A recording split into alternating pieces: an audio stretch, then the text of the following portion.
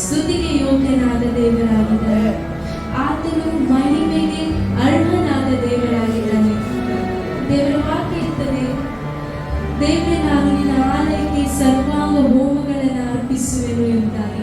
ಇವತ್ತು ಎಷ್ಟು ಮಂದಿ ಆತನ ಆಲಯಕ್ಕೆ ಕೃತಜ್ಞತೆಯೊಂದಿಗೆ ಆತನಿಗೆ ಥ್ಯಾಂಕ್ಸ್ ಹೇಳಲಿಕ್ಕೆ ಸಾಧ್ಯ? ನಾವೆಲ್ಲ ನಮ್ಮ ಕಣ್ಣುಗಳನ್ನ ಮುಚ್ಚಿ ಆತನಿಗೆ ಸ್ತೋತ್ರವನ್ನ ಸಲ್ಲಿಸೋಣ. ಎಲ್ಲ ಕಣ್ಣುಗಳು ಮುಚ್ಚಲ್ಪಡಿದೆ. ಅಪ್ಪ, ನೀನು ಅದ್ಭುತವಾಗಿ ನಮ್ಮನ್ನು ನಡೆಸಿದಕ್ಕಾಗಿ ಸ್ತೋತ್ರಿಸುವ. ನೀನು ಅದ್ಭುತವಾಗಿ ನಮ್ಮನ್ನು ಪರಿಪಾಲಿಸಿದಕ್ಕಾಗಿ ಸ್ತೋತ್ರಿಸುವ. ಓ ರಾಜನೇ, ನಿನಗೆ ಸ್ತೋತ್ರ. ಓರಿಮ ಶಕಲವಸಿಯದ, ಓರಿಮ ಮಮಕಲವಸಿಯದ. ಓ Holy Spirit, you take control of God. ಓ ರಾಜನೇ, ಪರಿಶುದ್ಧಾತ್ಮನೇ, ನಾವು ನಿನಗೆ ಸ್ತೋತ್ರವನ್ನು ಸಲ್ಲಿಸುತ್ತೇವೆ ಸ್ವಾಮಿ. ಆತ್ಮ ಸ್ವರೂಪನೇ, ನಿನಗೆ ಸ್ತೋತ್ರವನ್ನು ಸಲ್ಲಿಸುತ್ತೇವೆ ಸ್ವಾಮಿ. ತಂದೆಯೇ, ನಿನಗೆ ಸ್ತೋತ್ರ. ಅಪ್ಪ, ನಿನ್ನ ಮಹಿಮೆ ಸ್ವಾಮಿ. ನಾವು ಆರಾಧನೆ ಮಾಡುವಾಗ ಪರಲೋಕದಿಂದ ಇಳಿದು ಬರಲಿ ರಾಜನೇ. ನಿನ್ನ ಪ್ರಸನ್ನತೆ ನಮ್ಮ ಮಧ್ಯದಲ್ಲಿ ಇಳಿದು ಬರಲಿ ರಾಜನೇ. ನಮ್ಮ ಬಾಯಿಗಳನ್ನು ತೆರೆದು ಆತನಿಗೆ ಸ್ತೋತ್ರವನ್ನು ಸಲ್ಲಿಸುವ. ನಿಮ್ಮ ಬಾಯಿಂದ ಹೊರಡುವ ಒಂದೊಂದು ಮಾತಿಗೆ ಶಕ್ತಿ ಇದೆ. ನಿಮ್ಮ ಬಾಯಿಂದ ಹೊರಡುವ ಒಂದೊಂದು ಮಾತಿಗೆ ಬಲವಿದೆ. ಓ ಯೇಸುವೇ, ಆತ್ಮ ಸ್ವರೂಪನೇ, ನಿನಗೆ ಸ್ತೋತ್ರ. ಓ ರಾಜನೇ, ಓರಿಮ ಶಕಲವಸಿಯದಾರ, ವೈಡಲ್ ಪ್ರಭದ ಶಕಿನ ಬೆರೆಸಿಯ. ಆತ್ಮ ಸ್ವರೂಪನೇ, ನಿನಗೆ ಸ್ತೋತ್ರ. ಅಸಾಧಾರಣವಾದ ಮಹಿಮೆ ಈ ಆಲಯದಲ್ಲಿ ತುಂಬಿಕೊಳ್ಳಲಿ.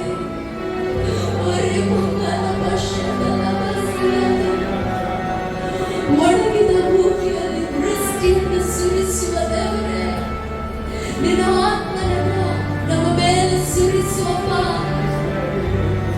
ನಮ್ಮ ಜೀವಿತದ ಒಂದೊಂದು ಭಾಗಗಳಲ್ಲಿ ನಿನ್ನ ಮಳೆಯನ್ನು ಸುರಿಸುವವೇ. ಓರಿಮ ಶಕಲಮ ಬಲವಸಿಯಂದರು, ಓರಿಮ ದರ ಬಲವಸಿಯ. ನಿನ್ನನ್ನು ನಾವು ಕೊಂಡಾಡುತ್ತೇವೆ, ನಿನ್ನನ್ನು ನಾವು ಮಹಿಮೆ ಪಡಿಸುತ್ತೇವೆ. ಎಲ್ಲ ಸ್ತೋತ್ರವನ್ನು ಸಲ್ಲಿಸು.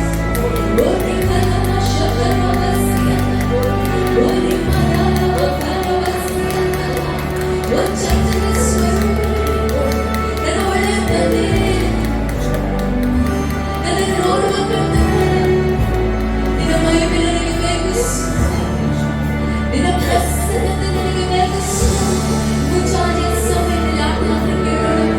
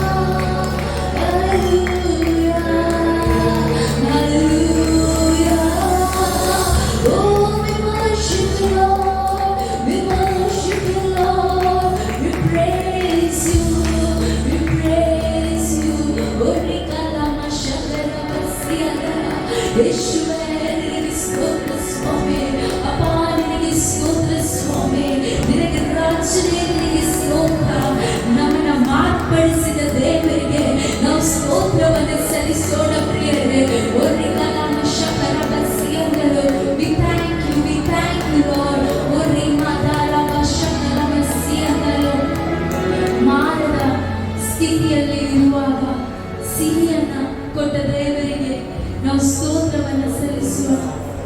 ಉಮ್ಮಾರದ ಸ್ಥಿತಿಯಲ್ಲಿರುವಾಗ, ಕಹಿಯಾದ ಸ್ಥಿತಿಯಲ್ಲಿರುವಾಗ, ಕಷ್ಟದ ಅನುಭವದಲ್ಲಿ ಇರುವಾಗಲೂ, ಸೋಲುಗಳಲ್ಲಿರುವಾಗಲೂ, ಕಾಯಿಲೆಗಳಿಂದ ಹೋರಾಡುತ್ತಿರುವಾಗಲೂ ಅವನ ಕರ, ಅವನ ಹಸ್ತ ನಮ್ಮನ್ನು ಹಿಡಿದದಕ್ಕಾಗಿ ನಾವು ದೇವರಿಗೆ ಸ್ತೋತ್ರವನ್ನು ಸಲ್ಲಿಸುವ.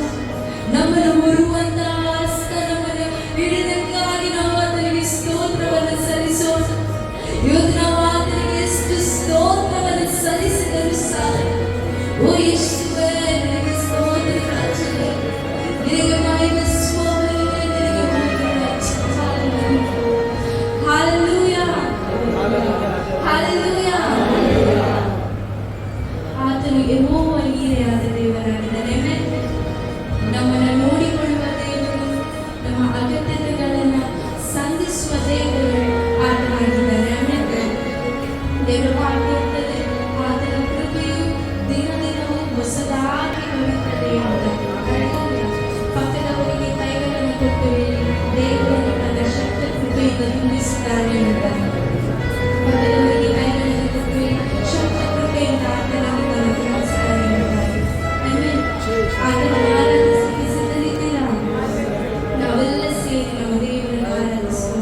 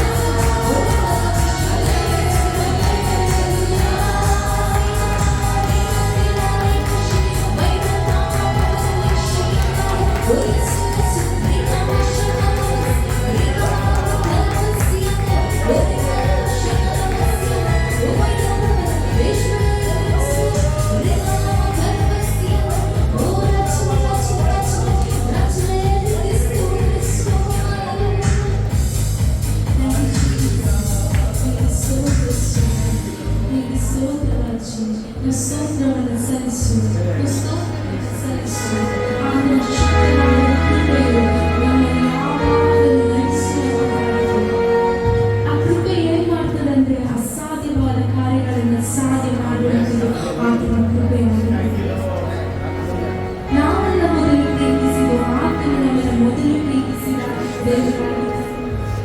ಆತನವರ ಮೊದಲು ಹುಡುಕಿ ಬಂದ ದೇವರಾಗಿದ್ದಾರೆ. ನಾವು ಆತನಿಗೆ ಸ್ತೋತ್ರವನ್ನು ಸಲ್ಲಿಸೋಣ. ನಿನ್ನನ್ನು ನಾನು ಪ್ರೀತಿಸ್ತೇನೆ, ನಿನ್ನನ್ನು ನಾನು ಹೊಗಳುತ್ತೇನೆ, ನಿನ್ನ ನಾಮವನ್ನು ನಾನು ಮೇಲಕ್ಕೆ ಎತ್ತುತ್ತೇನೆ ಅಂತ ನನ್ನ ಆಸೆ ನೀಯಪ್ಪ, ನಮ್ಮ ಬಯಕೆ ನೀಯಪ್ಪ, ನಮ್ಮ ಹೃದಯದ ಬಡಿತವನ್ನು ನಾವು ಸ್ವಾಮಿ. For actually we praise you, we adore your name, Jesus. Oh, glorify your name, Jesus.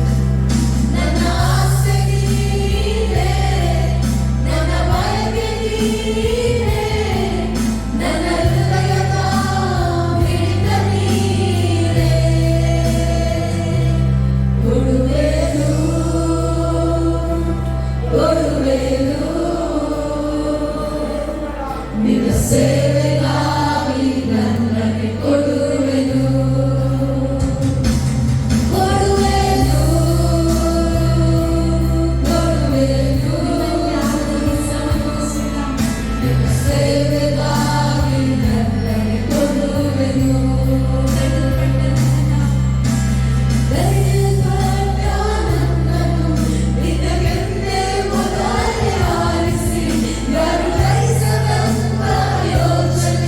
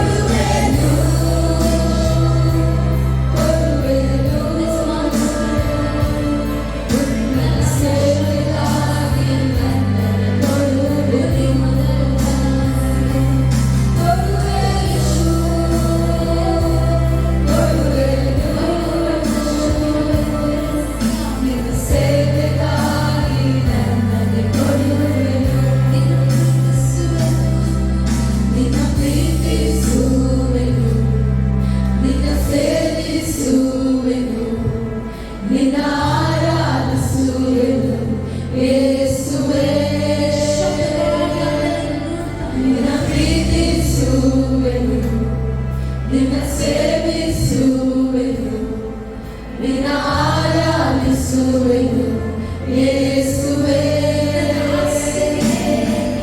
ನನ್ನ ಆಸೆ ನೀನೇ, ನನ್ನ ಬಯಕೆ ನೀನೇ, ನನ್ನ ಹೃದಯದ ಮಿಡಿತ ನೀನೇ. ನನ್ನ ಆಸೆ ನೀನೇ, ನನ್ನ ಬಯಕೆ ನೀನೇ, ನನ್ನ ಹೃದಯದ ಮಿಡಿತ ನೀನೇ. ಕೊಡುವೆನು ಕೊಡುವೆನು ನಿನ್ನ ಸೇವೆಗಾಗಿ ನನ್ನನ್ನೇ ಕೊಡುವೆನು. ಕೊಡುವೆನು ಕೊಡುವೆನು ನಿನ್ನ ಸೇವೆಗಾಗಿ ನನ್ನನ್ನೇ ಕೊಡುವೆನು. ನಮ್ಮನ್ನೇ ಆತನನ್ನು ಒಪ್ಪಿಸಿಕೊಡುವೆನು. ನಮ್ಮನ್ನೇ ಆತನನ್ನು ಒಪ್ಪಿಸಿಕೊಡುವೆನು. ಸಂಪೂರ್ಣದಿಂದ ಸಂಪೂರ್ಣ ಸೇವೆಗಾಗಿ ನನ್ನನ್ನೇ ಕೊಡುವೆನು.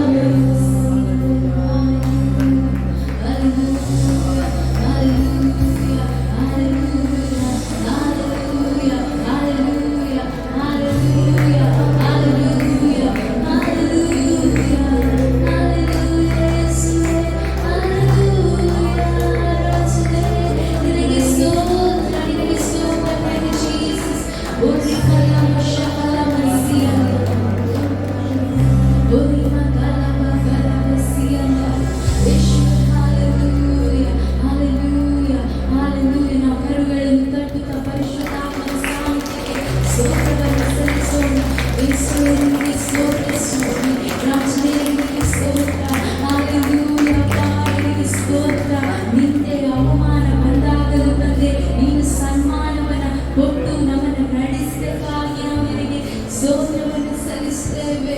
Oh, we praise you, Lord. We adore you, Jesus. We magnify you, Lord. There is power in His name. There is power in His name. Oh, there is power in His name. There is power in His name. There is deliverance in His name. There is breakthrough in His name. Oh, Yeshua, ನಿನಗೆ ಸ್ತೋತ್ರ. ಅಪ್ಪ, ನಿನಗೆ ಸ್ತೋತ್ರ. ಆರಾಧನೆಯಲ್ಲಿ ನೀನು ಮಹಿಮಂದಿರಕ್ಕಾಗಿ ಸ್ತೋತ್ರ ಸ್ವಾಮಿ. ತಂದೆ, ನಮ್ಮ ಆರಾಧನೆಯನ್ನು ನೀನು ಸ್ವೀಕರಿಸಕ್ಕಾಗಿ ಸ್ತೋತ್ರ. ಇಲ್ಲಿ ಕೂಡಿ ಬಂದಂಥ ಪ್ರತಿಯೊಂದು ನಿನ್ನ ಮಕ್ಕಳನ್ನು ನೀನು ಹೇಳುವಾಗ ಆಶೀರ್ವದಿಸು ಸ್ವಾಮಿ. ಬಲದಿಂದಲ್ಲ, ಪರಾಕ್ರಮದಿಂದಲ್ಲ, ನಿನ್ನ ಆತ್ಮನ ಬಲದಿಂದ ತುಂಬಿಸಿ ನಡೆಸು ಸ್ವಾಮಿ. ತಂದೆ, ಪ್ರತಿಯೊಂದು ಭಾಗಗಳನ್ನು ನಿನ್ನ ಕರೆಗಳಲ್ಲಿ ಒಪ್ಪಿಸ್ತೇನೆ. ಪ್ರತಿಯೊಂದು ಭಾಗಗಳಲ್ಲಿ ನಿನ್ನ ನಾಮ ಮಾತ್ರ ಮಹಿಮೆ ಹೊಂದಿದೆ. ಎಲ್ಲ ಧನಮಾನ ಮಹಿಮೆ ನಿನಗೊಬ್ಬನಿಗೆ ಸಲ್ಲಿಸು. ಜೀವಿತನ ಯೇಸುವಿನ ನಾಮದಲ್ಲಿ ಆಮೆನ್.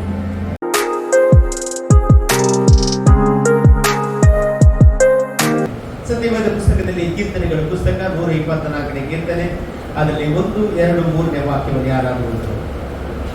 ಯೆಹೋವನು ನಮಗಿಲ್ಲದಿದ್ದರೆ ನಮ್ಮ ಗತಿ ಏನಾಗುವುದು ಇಸ್ರಾಯೇಲೇ ಹೇಳಲಿ. ನರರು ನಮಗೆ ವಿರೋಧವಾಗಿ ಎದ್ದಾಗ ಯೆಹೋವನು ನಮಗಿಲ್ಲದಿದ್ದರೆ ನಿಶ್ಚಯವಾಗಿಯೂ ಅವರ ಕೋಪದಿಂದ ಊರಿಕೊಂಡು ನಮ್ಮನ್ನು ಜೀವ ಸಹಿತ ನುಂಗಿಬಿಡುವರು. ದೇವರಿಗೆ ಸ್ತೋತ್ರವಾಗಲಿ. ನಾನು ಕಳೆದ ವಾರ ಎಲ್ಲ ನಾನು ಯಾತ್ರಾ ಗೀತೆಯ ಬಗ್ಗೆ ಮಾತನಾಡ್ತಾ ಇದ್ದೇನೆ. ಯಾತ್ರಾ ಗೀತೆ 120ನೇ ಕೀರ್ತನೆಯಿಂದ 134ನೇ ಕೀರ್ತನೆ ತನಕ ನಾವು ಎಲ್ಲದರಲ್ಲಿ ನಾವು ಹೆಡ್ಡಿಂಗ್ ಏನು ಉಂಟು? ಯಾತ್ರಾ ಗೀತೆ, ಯಾತ್ರಾ ಗೀತೆ, ಯಾತ್ರಾ ಗೀತೆ ಎಂಬುದಾಗಿ ಅಲ್ಲಿ ಬರೆಯಲ್ಪಟ್ಟಿದೆ. ಅಂದ್ರೆ ಇಸ್ರೇಲರು ಯೆರೂಸಲೇಮ್ ಆಲಯಕ್ಕೆ ಹೋಗುವಾಗ ಅವರು ಹಾಡಿದ ಕೀರ್ತನೆ ಈ ಯಾತ್ರಾ ಗೀತೆ ಆಗಿದೆ. 120ನೇ ಕೀರ್ತನೆಯಲ್ಲಿ ನಾನು ಹೇಳಿದೆ, ಅವನೇನಿದೆ, ಯಾವುದರಲ್ಲಿ ದೇವರ ಬಳಿಗೆ ಬಂದ, ಯಾವ ಸಮಯದಲ್ಲಿ ದೇವರ ಬಳಿಗೆ ಬಂದ? ಕಷ್ಟದಲ್ಲಿ ಇರುವಾಗ ದೇವರ ಬಳಿಗೆ ಬಂದ. ನಾವು ಯಾವಾಗ ಸಹ ದೇವರ ಬಳಿಗೆ ಸುಖದಿಂದ ಇರುವಾಗ ಬರುವುದಿಲ್ಲ. ನಮಗೆ ಎಲ್ಲವೂ ಇರುವಾಗ ನಾವು ದೇವರ ಬಳಿಗೆ ಬರುವುದಿಲ್ಲ. ನಾವು ಯಾವಾಗ ದೇವರ ಬಳಿಗೆ ಬರ್ತೇವೆ ಗೊತ್ತಿಲ್ಲ?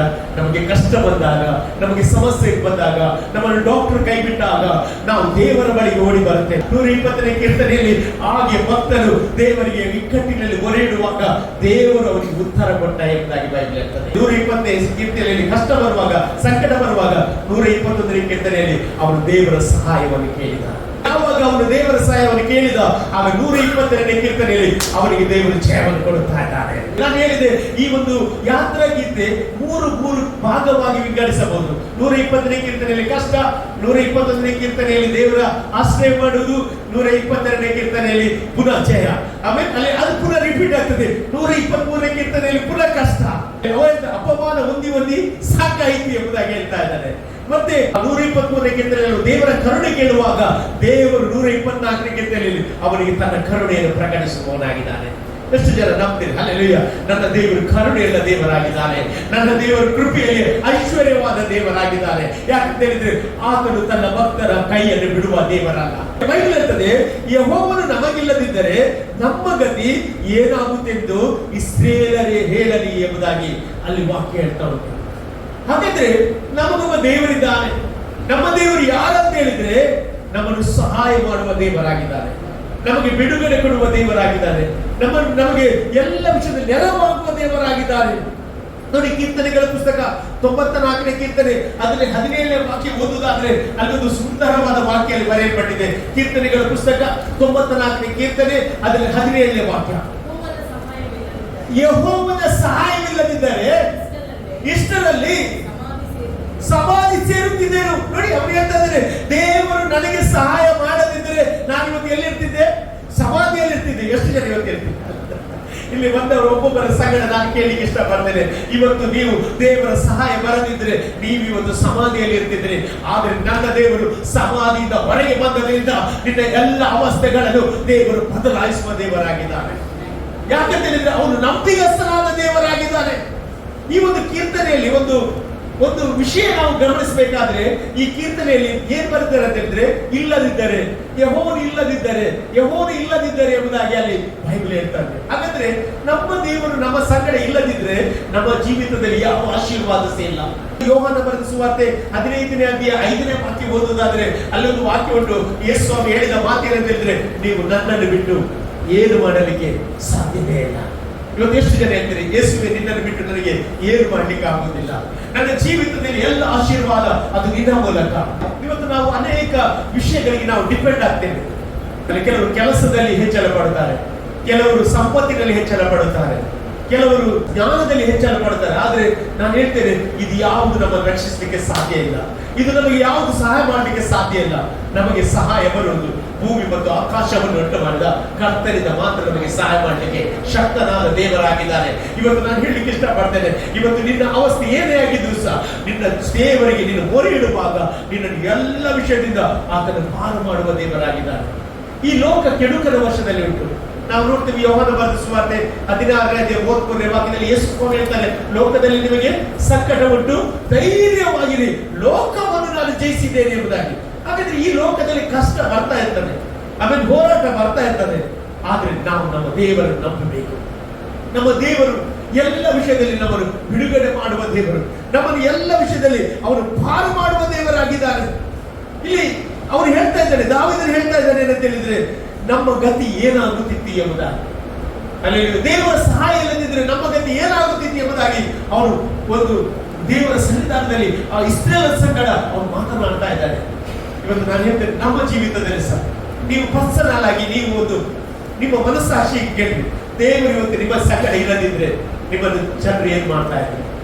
ಅಲ್ಲಿ ಈ ಲೋಕದ ಜನರು ನಿಮ್ಮನ್ನು ಏನ್ ಮಾಡ್ತಾ ಇದ್ದಾರೆ? ಲೋಕದ ಜನರು ಯಾವಾಗಲೂ ದೇವರ ಮಕ್ಕಳಿಗೆ ವಿರುದ್ಧವಾಗಿರ್ತಾರೆ. ಅದಕ್ಕೆ ನೋಡಿ, ಕೀರ್ತನೆ 56ನೇ ಕೀರ್ತನೆ 1ನೇ ವಾಕ್ಯದಲ್ಲಿ ನೀವು ಓದುವುದಾದ್ರೆ, ಕೀರ್ತನೆ 56ನೇ ಕೀರ್ತನೆ 1ನೇ ವಾಕ್ಯ, ದೇವರೇ ಕರುಣಿಸು, ನಾನನ್ನು ನನ್ನನ್ನು ನುಂಗಿಬಿಡಬೇಕೆಂದು ಎದ್ದಿದ್ದಾರೆ. ಏನಂತೆ? ಹಗಲೆಲ್ಲ ಯುದ್ಧಕ್ಕೆ ನಿಂತು ಬಾಧಿಸುತ್ತಾರೆ, ಹೊಂಚು ಹಾಕಿ ನನ್ನನ್ನು ನುಂಗಿ ಬಿಡಬೇಕೆಂದು ಯಾವಾಗಲೂ ಬಾಯಿ ತೆರೆದಿದ್ದಾರೆ. ಸೊಕ್ಕಿನಿಂದ ನನ್ನ ಮೇಲೆ ಯುದ್ಧಕ್ಕೆ ನಿಂತವರು ಎಷ್ಟೋ ಮಂದಿ ನನಗೆ ಹೆದರಿಕೆ ಉಂಟಾದಾಗ ನಿನ್ನನ್ನೇ ಆಶ್ರಯಿಸಿಕೊಳ್ಳುತ್ತಾ ಇದ್ದೇನೆ. ನೋಡಿ, ಅವನು ಭಕ್ತರು ಹೇಳ್ತಾ ಇದ್ದಾರೆ, ನನ್ನ ಜೀವಿತದಲ್ಲಿ ಎಲ್ಲ ಕಡೆ ಪ್ರಾಬ್ಲಮ್ ಉಂಟು. ಇಲ್ಲಿ ಪ್ರಾಬ್ಲಮ್ ಇಲ್ಲದವರು ಯಾರಾದ್ರೂ ಇದ್ದೀರಾ? ಪ್ರಾಬ್ಲಮ್ ಇಲ್ಲದವರು ಯಾರಾದ್ರೂ ಇದ್ದೀರಾ? ಎಲ್ಲ ಪ್ರಾಬ್ಲಮ್ ಅಲ್ಲಿ ಹೋಗುವವರು. ಆದ್ರೆ ಇವತ್ತು ಕರ್ತ ನಿಮ್ಮ ಸಂಗಡ ಇದ್ದದ್ರಿಂದ ದೇವರು ಇವತ್ತು ಎಲ್ಲ ವಿಷಯದಲ್ಲಿ ನಡೆಸಿದ್ದಾನೆ. ಎಲ್ಲ ವಿಷಯದಲ್ಲಿ ದೇವರು ನಿಮ್ಮನ್ನು ಕಾಪಾಡಿದ್ದಾನೆ. ಯಾಕಂದ್ರೆ ಅವನು ನಂಬಿಕೆ ಉಳ್ಳವರ ಅವರನ್ನು ಗೌರವಿಸುವ ದೇವರವನಾಗಿದ್ದಾನೆ. ಇಲ್ಲಿ ನೋಡಿ, ಅವನ ಸಮಸ್ಯೆ ಏನಂತ ಹೇಳಿದ್ರೆ, ಅವನು ಹೇಳ್ತಾ ಇದ್ದಾನೆ ಏನಂತ ಹೇಳಿದ್ರೆ, ಜನರು ನನ್ನ ವಿರುದ್ಧ ಹೇಗಿದ್ದಾರೆ, ಕೋಪದಿಂದ ಊರಿಕೊಂಡಿದ್ದಾರೆ, ಕೋಪದಿಂದ ಊರಿಕೊಂಡಿದ್ದಾರೆ. ನಂತರ ಅವರು ಹೇಳ್ತಾ ಇದ್ದಾರೆ, ಅವ್ರು ಏನ್ ಮಾಡ್ತಾರೆ, ಜೀವ ಸಹಿತ ನುಗ್ಗಿ ಬಿಡುತ್ತಿದ್ದಾರೆ ಎಂಬುದಾಗಿ. ಅಂದ್ರೆ ಅದರ ಅರ್ಥ ಏನಂತ ಹೇಳಿದ್ರೆ, ಒಬ್ಬ ದೇವರ ಮಕ್ಕಳ ವಿರುದ್ಧ ಸೈತಾನನು ಮನುಷ್ಯನ ಪ್ರೇರೇಪಿಸಿ ಜಗಳಕ್ಕೆ ಎಬ್ಬಿಸ್ತಾನೆ. ಆದ್ರೆ ದೇವರಿಗೆ ಸ್ತೋತ್ರ, ಇವತ್ತು ಅವರ ಮಧ್ಯೆ ದೇವರು ನಮ್ಮನ್ನು ಕಾಪಾಡಿದ್ದಾರೆ. ಅವರಿಗೆ ಹುಚ್ಚು ಹಾಕುವಾಗೆ ಬಲೆಗೆ ಬೀಳದಾಗೆ ದೇವರು ನಮ್ಮನ್ನು ಕಾಪಾಡಿದ್ದಾರೆ. ಯಾಕಂದ್ರೆ ನನ್ನ ದೇವರು ನಂಬಿಗಸ್ತನಾದ ದೇವರಾಗಿದ್ದಾರೆ. ಇವತ್ತು ನಾವು ಡಿಪೆಂಡ್ ಆಗಬೇಕು ನಮ್ಮ ದೇವರನ್ನು. ಅದಕ್ಕೆ ಕೀರ್ತನೆಯಲ್ಲಿ ಹೇಳುವುದು, ಕೆಲವರು ರಥ ಬಲದಲ್ಲಿ, ಕೆಲವರು ಅಶ್ವಬಲದಲ್ಲಿ ಹೆಚ್ಚಳ ಪಡುತ್ತಾರೆ, ನಾವಾದರೂ ನಮ್ಮ ದೇವರ ಬಲದಲ್ಲಿ ಹೆಚ್ಚಳ ಪಡುತ್ತೇವೆ. ರಥಬಲ ಅಶ್ವಬಲದಲ್ಲಿ ಯಾರು ಭರವಸೆ ಬಿಡ್ತಾರೆ ಅವರು ಬಿದ್ದು ಹೋಗ್ತಾರೆ. ಆದ್ರೆ ದೇವರ ಬಲದಲ್ಲಿ ಯಾರು ಆಶ್ರಯ ಬಿಡುತ್ತಾರೆ ಅವರು ಎದ್ದು ಬರುತ್ತಾರೆ ಎಂಬುದಾಗಿ ಸತ್ಯವೇದ ಹೇಳ್ತಾರೆ. ಹಾಗಾಗಿ ಇವತ್ತು ದೇವರ ಮಕ್ಕಳೇ, ನಿನ್ನ ಜೀವಿತದಲ್ಲಿ ನಿನ್ನ ದೇವರನ್ನು ಮಾತ್ರ ನಂಬಬೇಕು. ನಿನ್ನ ದೇವರಲ್ಲಿ ಮಾತ್ರ ಆಶ್ರಯ ಇರಬೇಕು. ಯಾಕಂತ ಹೇಳಿದ್ರೆ ನಿನಗೆ ಸಹಾಯ ಅವನಿಂದಲೇ ಬರುತ್ತದೆ. ನಿಮಗೆ ಎಲ್ಲ ರೀತಿಯ ಹೋರಾಟದ ಮಧ್ಯೆ, ಹೋರಾಟ ಇಲ್ಲತ್ತಲ್ಲ, ಹೋರಾಟ ಉಂಟು. ಆ ಹೋರಾಟದಲ್ಲಿ ನೀನು ದೇವರನ್ನು ಆಶ್ರಯಿಸುವಾಗ ದೇವರ ಕರುಣೆ, ದೇವರ ಕೃಪೆ ನಿನ್ನ ಮೇಲೆ ಬಂದು ನಿನ್ನನ್ನು ಎಲ್ಲ ವಿಷಯದಲ್ಲಿ ಆತನು ಬಿಡಿಸುವ ದೇವರಾಗಿದ್ದಾನೆ. ಗಲಾತ್ಯ ಪುಸ್ತಕ 6ನೇ ಅಧ್ಯಾಯ 3ನೇ ವಾಕ್ಯದಲ್ಲಿ ಒಂದು ಸುಂದರವಾದ ವಾಕ್ಯದಲ್ಲಿ ಬರೆಯಲ್ಪಟ್ಟಿದೆ. ಗಲಾತ್ಯ ಪುಸ್ತಕ 6ನೇ ಅಧ್ಯಾಯ 3ನೇ ವಾಕ್ಯ, ಯಾವನಾದರೂ ಅಲ್ಪನಾಗಿದ್ದು ತಾನು ದೊಡ್ಡವನೆಂದು ಭಾವಿಸಿಕೊಂಡರೆ ತನ್ನನ್ನು ತಾನೇ ಮೋಸಗೊಳಿಸುವವನಾಗಿದ್ದಾನೆ. ಹಾಗಾದ್ರೆ ಈ ಲೋಕದಲ್ಲಿ ಯಾರು ದೊಡ್ಡವರಿಲ್ಲ. ದೊಡ್ಡವರು ಯಾರು ಗೊತ್ತಿಲ್ಲ, ನನ್ನ ದೇವರು ಮಾತ್ರ. ಇವತ್ತು ಅನೇಕರು ಹೇಳ್ತಾರೆ, ನನ್ನಿಂದ ನನ್ನಿಂದ ನನ್ನಿಂದ. ಇವತ್ತು ನಾನು ಹೇಳ್ತೇನೆ, ನಿನ್ನಿಂದ ಏನು ಮಾಡ್ಲಿಕ್ಕೆ ಆಗುವುದಿಲ್ಲ, ನನ್ನ ದೇವರಿಂದ ಎಲ್ಲ ಮಾಡ್ಲಿಕ್ಕೆ ಸಾಧ್ಯವಾಗುತ್ತದೆ. ಅಲ್ಲಿಯ ನಮ್ಮ ಮಕ್ಕಳನ್ನು ರಕ್ಷಿಸಲಿಕ್ಕೆ ನಮ್ಮಿಂದ ಆಗುದಿಲ್ಲ, ನಮ್ಮ ದೇವರಿಂದ ಆಗ್ತದೆ. ನಮ್ಮ ಕುಟುಂಬವನ್ನು ಕಾಪಾಡಲಿಕ್ಕೆ ನಮ್ಮಿಂದ ಆಗುದಿಲ್ಲ, ನಮ್ಮ ದೇವರಿಂದ ಆಗುತ್ತದೆ. ನಿನ್ನ ಕೆಲಸವನ್ನು ಕಾಪಾಡಲಿಕ್ಕೆ ನಿನ್ನಿಂದ ಆಗುದಿಲ್ಲ, ದೇವರಿಂದ ಆಗುತ್ತದೆ. ನಿನ್ನ ಆರೋಗ್ಯವನ್ನು ಕೆಡಿಸುವಾಗ ಅದನ್ನು ಕಾಪಾಡುವ ದೇವರು ಅವನಾಗಿದ್ದಾನೆ. ಹಾಗಾಗಿ ಇವತ್ತು ನಾನು ಹೇಳಿಕ್ಕೆ ಇಷ್ಟಪಡ್ತೇನೆ, ನನ್ನ ದೇವರು ಎಲ್ಲ ದೇವರುಗಳಿಗಿಂತ ದೊಡ್ಡವನು ಎಂಬುದಾಗಿ ಸತ್ಯವೇದ ಹೇಳ್ತಾ ಉಂಟು. ಹಾಗಾದ್ರೆ ಇವತ್ತು ನಾವು ಜ್ಞಾನದ ಮೇಲೆ ಡಿಪೆಂಡ್ ಆಗೋದು ಬೇಡ, ಐಶ್ವರ್ಯದ ಮೇಲೆ ಡಿಪೆಂಡ್ ಆಗೋದು ಬೇಡ. ಎಲ್ಲ ಎಷ್ಟೋ ಕೋಟ್ಯಾಧಿಪತಿ ಏನಾಗ್ತಾರೆ, ಭಿಕಾರಿಗಳಾಗ್ತಾರೆ. ಭಿಕಾರಿಯಾದವರನ್ನು ಕೋಟ್ಯಾಧೀಶ್ವರನಾಗಿ ದೇವರು ಮಾಡ್ತಾನೆ. ಇವತ್ತು ನಾನು ಹೇಳ್ತೇನೆ, ನಿಮ್ಮ ಭರವಸೆ ದೇವರ ಮೇಲೆ ಇಡ್ರಿ, ಅವನೇ ನಿಮಗೆ ಸಹಾಯ ಮಾಡಲಿಕ್ಕೆ ಶಕ್ತನಾಗಿದ್ದಾನೆ. ಇವತ್ತು ಇಲ್ಲಿದ್ದ ಅನೇಕರ ಜೀವಿತದಲ್ಲಿ ಸಹ ನಾನು ಹೇಳ್ತಿದ್ದೀನಿ, ಇವತ್ತು ದೇವರ ಸಹಾಯ ಇಲ್ಲದಿದ್ರೆ ನೀವು ಇಲ್ಲಿ ಕುಳಿತುಕೊಳ್ತಿರ್ಲಿಲ್ಲ. ಅಲ್ಲಿ ಅನೇಕ ರೀತಿಯ ಅಪಘಾತಗಳಲ್ಲಿ ನಾವು ಸಾತು ಹೋಗಬೇಕಾಗಿತ್ತು, ನಾವು ಸಮಾಧಿಯಲ್ಲಿ ಸೇರಬೇಕಾಗಿತ್ತು. ಆದರೆ ದೇವರು ನಮ್ಮನ್ನು ಸಮಾಧಿಗೆ ಸೇರಿಸದೆ ನಮ್ಮನ್ನು ಕಾಪಾಡಿದ್ದಾರೆ. ಶತ್ರುವಿನ ಎಲ್ಲ ಪ್ಲಾನ್ಗಳನ್ನು ದೇವರು ಹೊಡೆದು ನಮ್ಮನ್ನು ರಕ್ಷಿಸಿದ ದೇವರು ಅವನಾಗಿದ್ದಾನೆ. ಕೀರ್ತನೆ 118 ಕೀರ್ತನೆ 6ನೇ ವಾಕ್ಯ ಓದುವುದಾದ್ರೆ ಅಲ್ಲಿ ದೇವರ ವಾಕ್ಯ ಹೇಳ್ತದೆ, ಯೆಹೋವನು ನನಗಿದ್ದಾರೆ, ನಾನು ಭಯಪಡೆನು, ನರಳು ನನಗೆ ಏನು ಮಾಡಿ ಎಂಬುದಾಗಿ ಅವನೊಂದು ಪ್ರಶ್ನೆ ಕೇಳ್ತಾ ಇದ್ದಾನೆ. ಹಾಗಾದ್ರೆ ಇವತ್ತು ದೇವರ ಮಗನೇ ನಿನ್ನ ಜೀವಿತದಲ್ಲಿ ಒಂದು ತಿಳಿದುಕೊಳ್ಬೇಕು, ಮನುಷ್ಯರು ನಿನಗೆ ಏನು ಮಾಡ್ಲಿಕ್ಕೆ ಆಗುವುದಿಲ್ಲ. ಮನುಷ್ಯನಿಂದ ನೀನು ಸಹಾಯ ಅಪೇಕ್ಷಿಸಿದ್ರೆ ಅವನು ಸಹಾಯ ಮಾಡ್ಲಿಕ್ಕೆ ಶಕ್ತನಲ್ಲ. ಆದ್ರೆ ನನ್ನ ದೇವರು ಎಲ್ಲ ಮಾಡ್ಲಿಕ್ಕೆ ಒಂದು ಶಕ್ತನಾದ ದೇವರಾಗಿದ್ದಾನೆ. ಅವನು ಶಕ್ತನಾದ ದೇವರಾಗಿದ್ದಾನೆ. ಮನುಷ್ಯನು ಒಂದು ದಿವಸ ಸಹಾಯ ಮಾಡ್ತಾನೆ, ಆದ್ರೆ ಮರು ದಿವಸ ಅವನು ನಿನ್ನ ವಿರುದ್ಧವಾಗಿ ನಿಲ್ತಾನೆ. ಆದ್ರೆ ಇವತ್ತು ಹೇಳ್ತೇನೆ, ನಿನ್ನ ಪರವಾಗಿ ನಿಲ್ಲುವ ಒಬ್ಬನಿದ್ದಾನೆ, ಅದು ಯೇಸು ಸ್ವಾಮಿ ಆಗಿದ್ದಾನೆ. ಆತ ನಿನ್ನನ್ನು ಕೈ ಬಿಡುವುದಿಲ್ಲ, ಆತ ನಿನ್ನನ್ನು ತೊರೆದು ಬಿಡದ ದೇವರಾಗಿದ್ದಾನೆ. ರೋಮಪುರದವರೆಗೆ ಬರೆದ ಪತ್ರಿಕೆ 8ನೇ ಅಧ್ಯಾಯ 31ನೇ ವಾಕ್ಯದಲ್ಲಿ ನಾವು ನೋಡುವುದಾದ್ರೆ ಅಲ್ಲಿ ಹೀಗೆ ಬರೆಯಲ್ಪಟ್ಟಿದೆ, ದೇವರು ನಮ್ಮ ಸಂಗಡ ಇರುವುದಾದ್ರೆ ನಮ್ಮನ್ನು ಎದುರಿಸುವವರು ಯಾರು ಎಂಬುದಾಗಿ ವಾಕ್ಯ ಅಂತದೆ. ಹಾಗಾದ್ರೆ ದೇವರು ನಿನ್ನ ಸಂಗಡ ಇರುವಾಗ ನೀನು ಭಯಪಡಬೇಡ. ಯಾವ ವ್ಯಕ್ತಿ ಆಗಲಿ, ಯಾವ ಶತ್ರು ಆಗಲಿ, ಯಾವ ಸೈತಾನವಾಗಲಿ, ಯಾವ ರೋಗವಾಗಲಿ ನಿನ್ನನ್ನು ಪೀಡಿಸದೆ ದೇವರು ನಿನ್ನನ್ನು ಕಾಪಾಡುವ ದೇವರಾಗಿದ್ದಾನೆ. ಯಾಕಂದ್ರೆ ಅವನು ನಂಬಿಗಸ್ತನಾದ ದೇವರಾಗಿದ್ದಾನೆ. ಕೀರ್ತನೆ 46ನೇ ಕೀರ್ತನೆ ಅದರಲ್ಲಿ 11ನೇ ವಾಕ್ಯದಲ್ಲಿ ನಾವು ನೋಡುವುದಾದ್ರೆ, ಸೇನಾಧೀಶ್ವರನಾದ ಯೆಹೋವನು ನಮ್ಮ ಸಂಗಡ ಇದ್ದಾನೆ, ಯಾಕೋಬ ವಂಶದ ದೇವರು ನಮಗೆ ಆಶ್ರಯ ದುರ್ಗವಾಗಿದ್ದಾನೆ ಎಂಬುದಾಗಿ ಸತ್ಯವೇದ ಹೇಳ್ತದೆ. ಹಾಗಾದ್ರೆ ಇವತ್ತು ನಮ್ಮ ಆಶ್ರಯ ನಮ್ಮ ದೇವರಾಗಿದ್ದಾನೆ. ನಮಗೆ ಇಕ್ಕಟ್ಟಿನಲ್ಲಿ ನಮಗೆ ಸಹಾಯ ಮಾಡುವ ದೇವರು ಅವನಾಗಿದ್ದಾರೆ. ಆಮೇಲೆ ಅಲ್ಲಿ ನೋಡಿ, ಇಲ್ಲಿ ನೋಡಿ, ಈ ಒಂದು ಸಮಯದಲ್ಲಿ ಒಂದೇ ಹೇಳಲಿಕ್ಕೆ ಇಷ್ಟಪಡ್ತೇನೆ, ಇವತ್ತು ನಮ್ಮ ಜೀವಿತದಲ್ಲಿ ವ್ಯತ್ಯಾಸವಾಗಲಿಕ್ಕೆ ಕಾರಣ, ಇವತ್ತು ನಮ್ಮ ಜೀವಿತದಲ್ಲಿ ಒಂದು ಬದಲಾವಣೆ ಆಗಲಿಕ್ಕೆ ಕಾರಣ ಯೇಸು ಆಗಿದ್ದಾನೆ. ಇವತ್ತು ಯೇಸುವಿನ ಮೂಲಕ ನೀವು ಬದಲಾವಣೆಯನ್ನು ಕಾಣ್ತಾ ಇದ್ದೀರಿ, ಯೇಸುವಿನ ಮೂಲಕ ನೀವು ಅದ್ಭುತವನ್ನು ಕಾಣ್ತಾ ಇದ್ದೀರಿ. ಇವತ್ತು ನಾನು ಹೇಳ್ತೇನೆ, ಯೇಸು ಇಲ್ಲದಿದ್ರೆ ನಿಮ್ಮನ್ನು ಈ ಲೋಕದವರು ಜೀವ ಸಹಿತ ನುಗ್ಗಿ ಬಿಡ್ತಾ ಇದ್ರೆ ಅಂತ ಬೈಬಲ್ ಹೇಳ್ತಾ ಉಂಟು. ಅಲ್ಲಿ ನರರು ನಮಗೆ ವಿರೋಧವಾಗಿ ಬಂದಾಗ ಕೋಪದಿಂದ ಉರಿಕೊಂಡು ನಮ್ಮನ್ನು ಜೀವ ಸಹಿತ ನುಗ್ಗಿ ಬಿಡುತ್ತಿದ್ದರು ಎಂಬುದಾಗಿ ಅಲ್ಲಿ ವಾಕ್ಯ ಹೇಳ್ತಾ ಉಂಟು. ಹಾಗಾದ್ರೆ ದೇವರು ನಮ್ಮನ್ನು ಕಾಪಾಡುವ ದೇವರು, ದೇವರು ನಮ್ಮನ್ನು ಶತ್ರುಗಳಿಂದ ತಪ್ಪಿಸುವ ದೇವರವನಾಗಿದ್ದಾನೆ. ನೋಡಿ, 124ನೇ ಕೀರ್ತನೆ 6 ಮತ್ತು 7ನೇ ವಾಕ್ಯ ಓದುವುದಾದ್ರೆ, 124ನೇ ಕೀರ್ತನೆ 6 ಮತ್ತು 7ನೇ ವಾಕ್ಯ ಓದುವುದಾದ್ರೆ ಅಲ್ಲಿ ಹೀಗೆ ಬರೆಯಲ್ಪಟ್ಟಿದೆ ಅಂತ ಹೇಳಿದ್ರೆ, ಆತನು ನಮ್ಮನ್ನು ಅವರ ಹಲ್ಲುಗಳಿಗೆ ಕೊಳ್ಳೆ ಕೊಡಲಿಲ್ಲ ಎಂಬುದಾಗಿ. ಆಮೇಲೆ ಹಲ್ಲುಗಳಿಗೆ ಕೊಳ್ಳೆ ಕೊಡಲಿಲ್ಲ. ಯಾಕೆ ದೇವರು ಹಲ್ಲುಗಳಿಗೆ ಕೊಳ್ಳೆ ಕೊಡಲಿಲ್ಲ ಅಂತ ಹೇಳಿದ್ರೆ, ಸೈತಾನನ ಆ ಉರುಳಿಂದ ದೇವರು ತಪ್ಪಿಸಿದಾನೆ. ಎಷ್ಟು ಜನರು ತಪ್ಪಿಸಿದಾನೆ ದೇವರು? ಅಲ್ಲಿ ನಿಮ್ಮ ಜೀವಿತದಲ್ಲಿ ಸೈತಾನ ಅಟ್ಯಾಕ್ ಮಾಡುವಾಗ ದೇವರು ನಿಮ್ಮನ್ನು ಕಾಪಾಡಿದಾದ್ರೆ ಕರ ಎತ್ತಿ ದೇವರಿಗೆ ಸ್ತೋತ್ರ ಎತ್ತಿ. ಯಾಕಂದ್ರೆ ಅವನು ಕಾಪಾಡುವ ದೇವರು, ಅವನು ಕಾಯುವ ದೇವರಾಗಿದ್ದಾನೆ. ಅವನು ಬೇಟೆಗಾರನ ಬಲೆಯಿಂದ ತಪ್ಪಿಸುವ ದೇವರಾಗಿದ್ದಾನೆ. 91ನೇ ಕೀರ್ತನೆ 3ನೇ ವಾಕ್ಯ ಅದೇ ಹೇಳುದು, ನೀನು ನನ್ನನ್ನು ಬೇಟೆಗಾರನ ಬಲೆಯಿಂದಲೂ ಮರಣಕರ ವ್ಯಾಧಿಯಿಂದಲೂ ನೀನು ನನ್ನನ್ನು ತಪ್ಪಿಸುವವನಾಗಿದ್ದೀ ಎಂಬುದಾಗಿ ಸತ್ಯವೇದ ಹೇಳ್ತಾನೆ. ನಮ್ಮ ದೇವರು ನಮ್ಮನ್ನು ಸುರಕ್ಷಿತವಾಗಿ ನಡೆಸುವ ದೇವರಾಗಿದ್ದಾನೆ.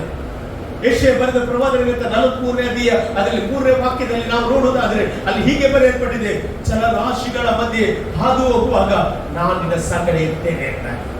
ಹಾಗಾದ್ರೆ ನಮ್ಮ ದೇವರು ಯಾವ ಕಷ್ಟದಲ್ಲಿ, ಯಾವ ಪ್ರಾಬ್ಲಮ್ ಬರುವಾಗ ನಮ್ಮ ಸಂಗಡ ನಿಲ್ಲುವ ದೇವರವರಾಗಿದ್ದಾನೆ.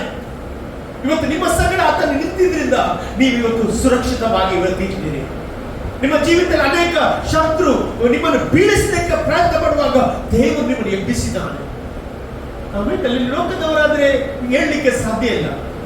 ಲೋಕದವರು ಒಂದು ಅವಮಾನ ಬಂದಾಗ ಏನ್ ಮಾಡ್ತಾರೆ ಗೊತ್ತಿಲ್ಲ, ಅವರಿಗೆ ಸಹಿಸಲಿಕ್ಕೆ ಇದಿಲ್ಲ, ಅವರಿಗೆ ಓವರ್ಕಮ್ ಆಗುವ ಆ ಒಂದು ಕೃಪೆ ಕೊಡುವುದಿಲ್ಲ, ಅವರು ಆತ್ಮಹತ್ಯೆ ಮಾಡ್ತಾರೆ. ಆದ್ರೆ ದೇವರು ಅವಮಾನದ ಮಧ್ಯೆ ದೇವರು ನಮ್ಮನ್ನು ಎಬ್ಬಿಸಿ ನಿಲ್ಲಿಸ್ತಾರೆ. ಅಲ್ಲಿ ಅವಮಾನವಾದ ಸ್ಥಳದಲ್ಲಿ ದೇವರು ನಮಗೆ ಮಾನವನ್ನು ಕೊಡುವ ದೇವರಾಗಿದ್ದಾನೆ.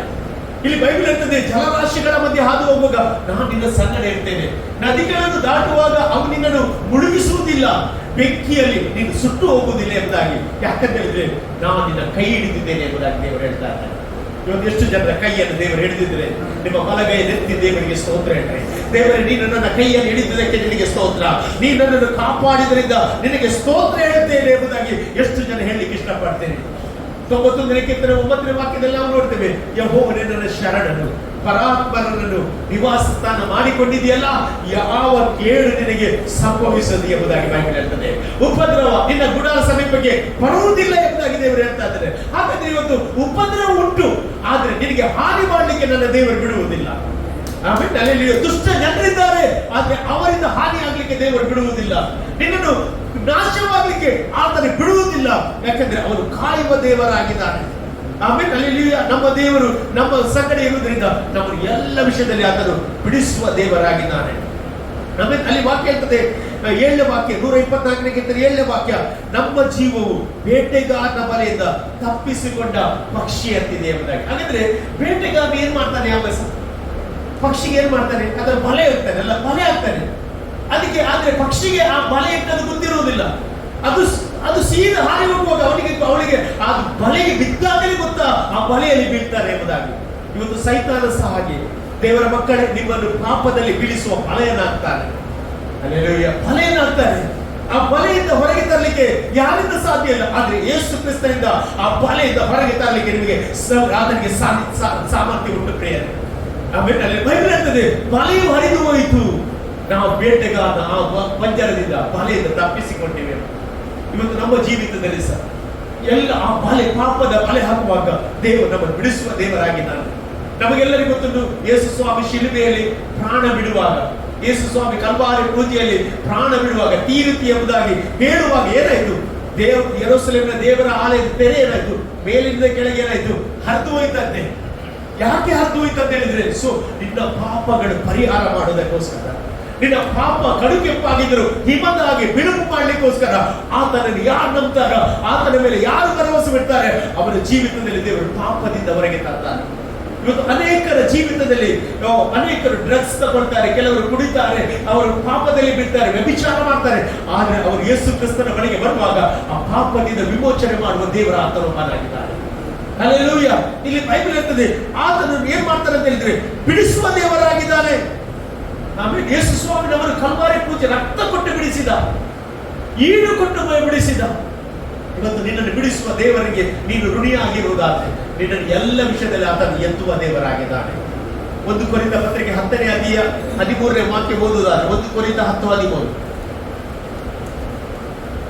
ಮನುಷ್ಯರು ಸಹಿಸಬಹುದಾದ ಶೋಧನೆಯೇ ಹೊರತು ಬೇರೆ ಯಾವುದೂ ನಿಮಗೆ ಸಂಭವಿಸಲಿಲ್ಲ. ನೋಡಿ, ಇಲ್ಲಿ ದೇವರ ವಾಕ್ಯ ಹೇಳ್ತದೆ, ಮನುಷ್ಯನು ಸಹಿಸಬಹುದಾದ ಶೋಧನೆ ಹೊರತು ಬೇರೆ ಯಾವುದು ನಿಮಗೆ ಸಂಭವಿಸುದಿಲ್ಲ. ಎಷ್ಟು ಜನ ನಿನಗೆ ಎಷ್ಟು ಶಕ್ತಿ ಉಂಟು, ಸಹಿಸ್ಲಿಕ್ಕೆ ಎಷ್ಟು ಶಕ್ತಿ ಉಂಟು, ಅವಮಾನವನ್ನು ಎಷ್ಟು ಸಹಿಸ್ಲಿಕ್ಕೆ ಶಕ್ತಿ ಉಂಟು, ಅಷ್ಟೇ ದೇವರು ಕೊಡ್ತಾರೆ.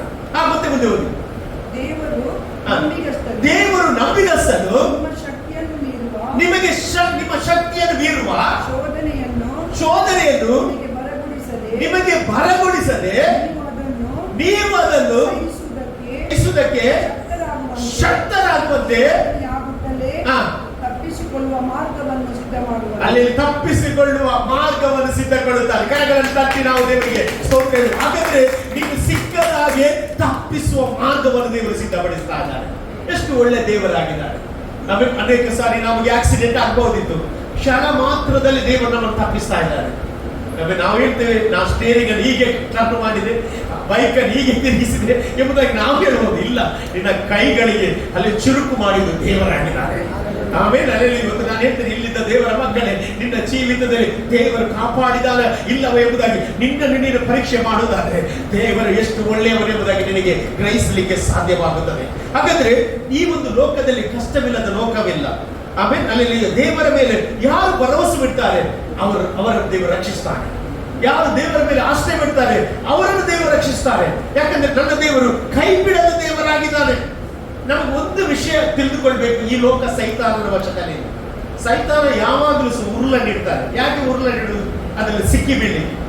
ಆಮೇಲೆ ಸಿಕ್ಕಿ ಬೀಳಲಿಕ್ಕೆ ದೇವರ ವಾಕ್ಯದ 2 ತಿಮೋತಿ ಪುಸ್ತಕ 2ನೇ ಅಧ್ಯಾಯ 26ನೇ ವಾಕ್ಯವನ್ನು ನೋಡಿ. 2 ತಿಮೋತಿ ಚಾಪ್ಟರ್ 2 ವರ್ಸಸ್ 26. 2 ತಿಮೋತಿ 2:26.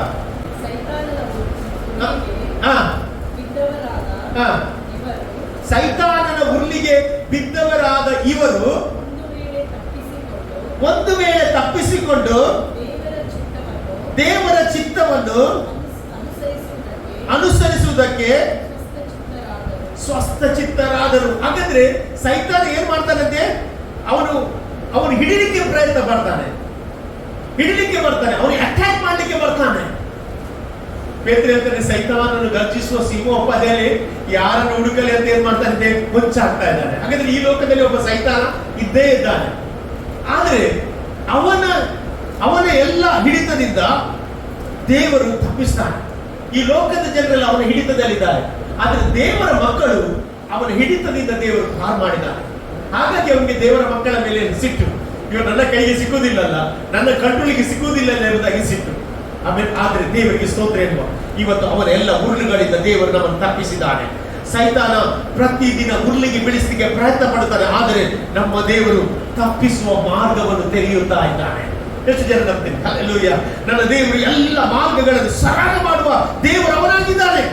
ಹಾಗಾದ್ರೆ ಮೊದಲನೇದಾಗಿ ನಾವು ನೋಡುವುದಾದ್ರೆ 124 ಕೇಳ್ತಾನೆ 1ನೇ ವಾಕ್ಯದಿಂದ 5ನೇ ವಾಕ್ಯದಲ್ಲಿ ನಾವು ನೋಡುವುದೇನಂತ ಹೇಳಿದ್ರೆ, ದೇವರು ತನ್ನ ಮಕ್ಕಳನ್ನು ಬಿಡಿಸುತ್ತಾನೆ. ಅಲ್ಲಿ ಒಂದು ಖಚಿತತೆ ಉಂಟು, ನಿಶ್ಚಯ ಉಂಟು. ಯಾಕಂತ ಹೇಳಿದ್ರೆ ದೇವರು ಎಲ್ಲದರಿಂದ ಬಿಡಿಸುತ್ತಾರೆ ಎಂಬುದಾಗಿ ಸತ್ಯವೇದ ಹೇಳ್ತದೆ. ಮತ್ತೆ 6ರಿಂದ 7ನೇ ವಾಕ್ಯದಲ್ಲಿ ನಾವು ನೋಡುವುದಾದ್ರೆ ಅಲ್ಲಿ ದೇವರ ಸಂರಕ್ಷಣೆ, ದೇವರ ಬಿಡುಗಡೆಯ ಬಗ್ಗೆ ಅಲ್ಲಿ ಬರೆಯಲ್ಪಟ್ಟಿದೆ. ಇನ್ನು 7ನೇ ವಾಕ್ಯದ ಕೊನೆಯಲ್ಲಿ ದೇವರ ವಾಕ್ಯ ಹೀಗೆ ಹೇಳ್ತದೆ, ಬಲೆಯು ಹರಿದು ಹೋಯಿತು. ಆಮೇಲೆ ಬಲೆಯು ಹರಿದು ಹೋಯಿತು, ನಾವು ತಪ್ಪಿಸಿಕೊಂಡೆವು ಎಂಬುದಾಗಿ ಅಲ್ಲಿ ವಾಕ್ಯ ಹೇಳ್ತದೆ. ಹಾಗಾದ್ರೆ ಇವತ್ತು ನಾವು ತಪ್ಪಿಸಿಕೊಳ್ಳಲಿಕ್ಕೆ ಕಾರಣ ಬಲೆಯು ಹರಿದು ಹೋದ್ರಿಂದ. ಬಲೆ ಹರಿಯದಿದ್ರೆ ನಾವು ತಪ್ಪಿಸ್ತಿರ್ಲಿಲ್ಲ. ಹಾಗಿದ್ರೆ ಸೈತಾನನು ಬಲೆ ಆಗ್ತಾನೆ, ಆದ್ರೆ ಅದರಿಂದ ತಪ್ಪಿಸುವ ದೇವರು ನಮ್ಮ ಸಂಗಡ. ಇವತ್ತು ನಾನು ಹೇಳ್ತೇನೆ, ನಾವು ಯಾವಾಗಲೂ ಸಹ ಸೈತಾನನ ಬಲೆಗೆ ಬಿಡಬಾರ್ದು. ನಾವೇನಲ್ಲಿ ಲೋಕದ ಆಸೆಗಳನ್ನು ತೋರಿಸ್ತಾನೆ. ಬೈಬಲ್ ಲೋಕದ ಆಶಾಪಾಶಗಳಿಗೆ ಮರಳಾಗಿ ಜನರು ಪಾಪ ಮಾಡ್ತಾರೆ. ಆದರೆ ನಮ್ಮ ದೇವರು ಸನ್ನಿಧಾನಕ್ಕೆ ಮೊರೆ ಇಡುವಾಗ ಆತನು ಅದೆಲ್ಲದರಿಂದ ನಮ್ಮನ್ನು ಬಿಡಿಸುವ ದೇವರವನಾಗಿದ್ದಾನೆ. ಹಲ್ಲೆಲೂಯಾ. 124ನೇ ಕೀರ್ತನೆ 8ನೇ ವಾಕ್ಯ ಕೊನೆಯದಾಗಿ ಆ ವಾಕ್ಯವನ್ನು ಹೇಳಿ ನಾನು ನಿಲ್ಲಿಸಲಿಕ್ಕೆ ಇಷ್ಟಪಡ್ತೇನೆ. ಭೂಮಿ ಆಕಾಶವನ್ನು ಉಂಟು ಮಾಡಿದ ಯೆಹೋವನ ನಾಮದಲ್ಲಿ ನಮಗೆ ರಕ್ಷಣೆ ಆಗುವುದು ಎಂಬುದಾಗಿ ಅಲ್ಲಿ ಆ ಒಂದು ಕೀರ್ತನೆ ಎಂಟು ಮಾಡುವುದನ್ನು ನಾವು ನೋಡ್ತೇವೆ. ಹಾಗಾದ್ರೆ ನಮಗೆ ರಕ್ಷಣೆ ಅದು ಯೇಸು ಕ್ರಿಸ್ತನಿಂದ ಮಾತ್ರ. ಅಲ್ಲಿ ಬೈಬಲ್ ಹೇಳ್ತದೆ, ಪೇತ್ರ ಹೇಳ್ತದೆ, ನಿಮಗೆ ಬಿಡುಗಡೆ ಆದದ್ದು ಬೆಳ್ಳಿ ಬಂಗಾರದಿಂದ ಅಲ್ಲ, ಯಜ್ಞದ ಪ್ರಿಯಾದ ಆತನ ರಕ್ತದಿಂದಲೇ ನಿನಗೆ ನನಗೆ ಬಿಡುಗಡೆಯಾಗಿದೆ ಎಂಬುದಾಗಿ. ಹಲ್ಲೆಲೂಯಾ. ಬರಬೇಕಾದ ರಕ್ಷಣೆ ಬೇರೆ ಯಾವ ಹೆಸರಿನಿಂದ ಬರುವುದಿಲ್ಲ. ಬೇರೆ ಆಕಾಶದಲ್ಲಾಗಲಿ ಕೆಳಗೆ ಭೂಮಿಯಲ್ಲಾಗಲಿ ಮನುಷ್ಯರಿಗೆ ಕೊಡಲ್ಪಟ್ಟ ಯಾವ ಹೆಸರಿನಿಂದ ನಮಗೆ ಬಿಡುಗಡೆ ಆಗುವುದಿಲ್ಲ, ರಕ್ಷಣೆ ಆಗುವುದಿಲ್ಲ. ಯೇಸು ಎಂಬ ಹೆಸರಿನಿಂದ ಮಾತ್ರ ನನಗೆ ನಿನಗೆ ರಕ್ಷಣೆ ಆಗುತ್ತದೆ ಎಂಬುದಾಗಿ ಸತ್ಯವೇದ ಹೇಳ್ತದೆ. ಹಾಗಾದ್ರೆ ಇವತ್ತು ನಾನು ಕನ್ಕ್ಲೂಷನ್ಗೆ ಬರ್ತಾ ಇದ್ದೇನೆ. ಇವತ್ತು ನಮಗೆ ಸಹಾಯ ಅದು ದೇವರಿಂದ ಮಾತ್ರ. ನಮಗೆ ರಕ್ಷಣೆ ಅದು ದೇವರಿಂದ ಮಾತ್ರ. ಇವತ್ತು ದೇವರ ವಾಕ್ಯ ಹೇಳಿದ ಪ್ರಕಾರ ದೇವರು ನಮ್ಮ ಸಂಗಡ ಇಲ್ಲದಿದ್ರೆ ನಾವು ಇವತ್ತು ಜೀವ ಸಹಿತ ನುಗ್ಗಿ ಬಿಡ್ತಿದ್ರು, ಶತ್ರು ನುಗ್ಗಿ ಬಿಡ್ತಿದ್ದ. ಆದ್ರೆ ದೇವರು ಅವರ ಹಲ್ಲುಗಳಿಗೆ ನಮಗೆ ಕೊಳ್ಳೆ ಕೊಡಲಿಲ್ಲ ಎಂಬುದಾಗಿ ಸತ್ಯವೇದ ಹೇಳ್ತಾ ಉಂಟು. ಅಲ್ಲಿ ಒಂದು ಅಜ್ಜಿ ಇದ್ರಂತೆ.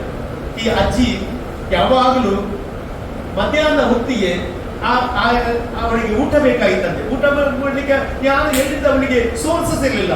ಆದ್ರೆ ಅವಳು 11 ಗಂಟೆ ಆಗುವಾಗ ಪ್ರಾರ್ಥನೆ ಮಾಡ್ಲಿಕ್ಕೆ ಶುರು ಮಾಡ್ತಾರಂತೆ. ದೇವರೇ, ಇವತ್ತು ನನಗೆ ಹೊಟ್ಟೆಗೆ ಏನಾದ್ರೂ ಊಟ ಬೇಕು, ದೇವರೇ ನೀನು ಕಳಿಸಿಕೊಡಿ ಅಂತ ಹೇಳುವಾಗ 1 ಗಂಟೆಯ ಮೊದಲು ಅವಳಿಗೆ ಏನ್ ಬರ್ತಿದ್ದಂತೆ, ಎಲ್ಲಿಂದಾದ್ರೂ ಊಟ ಬರ್ತಿದ್ದಂತೆ, ಸಹಾಯ ಬರ್ತಿದ್ದಂತೆ. ಆಗ ಹತ್ತಿರದ ಅಲ್ಲಿ ಆಡುವ ಮಕ್ಕಳ ಬಳಿಗೆ ಹೋಗಿ ಹೇಳ್ತಿದ್ರಂತೆ, ನೋಡಿ ಇವತ್ತು ನನಗೆ ದೇವರು ಊಟ ಕೊಟ್ಟ, ಇವತ್ತು ನನಗೆ ಬ್ರೆಡ್ ಕೊಟ್ಟ, ಅದು ಕೊಟ್ಟ, ಇದು ಕೊಟ್ಟ ಎಂಬುದಾಗಿ ಹೇಳುವಾಗ ಮಕ್ಕಳು ಎಲ್ಲ ನೋಡ್ತಾ ಇದ್ರಂತೆ. ಲಾಸ್ಟಿಗೆ ಆ ಮಕ್ಕಳಿಗೆ ಒಂದು ಆಲೋಚನೆ ಬಂದಂತೆ. ಏನಂತ ಹೇಳಿದ್ರೆ, ಈ ಅಜ್ಜಿ ಯಾವಾಗ ಸಹ ಹೇಳ್ತಾ ಇತ್ತಲ್ಲ, ಅಂದ್ರೆ ನನಗೆ ದೇವರು ಕೊಟ್ಟ, ಊಟ ಕೊಟ್ಟ, ದೇವರು ಕೊಟ್ಟ, ಹಾಗೆ ಕೊಟ್ಟ, ಹೀಗೆ ಕೊಟ್ಟ ಅಂತ ಹೇಳ್ತಾ ಇದ್ದಲ್ಲ, ಈ ಅಜ್ಜಿಗೆ ಒಂದು ಕಲಿಸುವ ಅಂತ ಹೇಳಿ ಏನ್ ಮಾಡ್ತಾರೆ ಅಂತ ಹೇಳಿದ್ರೆ, ಅಜ್ಜಿ 11 ಗಂಟೆಗೆ ಅವಳು ಪ್ರಾರ್ಥನೆ ಮಾಡ್ಲಿಕ್ಕೆ ಇರುವಾಗ ಈ ಮಕ್ಕಳು ಏನ್ ಮಾಡಿದಂತೆ, ಹೋಗಿ ಬ್ರೆಡ್ ಅನ್ನು ತಕೊಂಡ್ರಂತೆ. ಬ್ರೆಡ್ ಅನ್ನು ತಕೊಂಡು ಆ ಅಜ್ಜಿ ಇದ್ದಲ್ಲಿ ಕಿಟಕಿಯಿಂದ ಕೆಳಗೆ ಹಾಕಿದ್ರಂತೆ.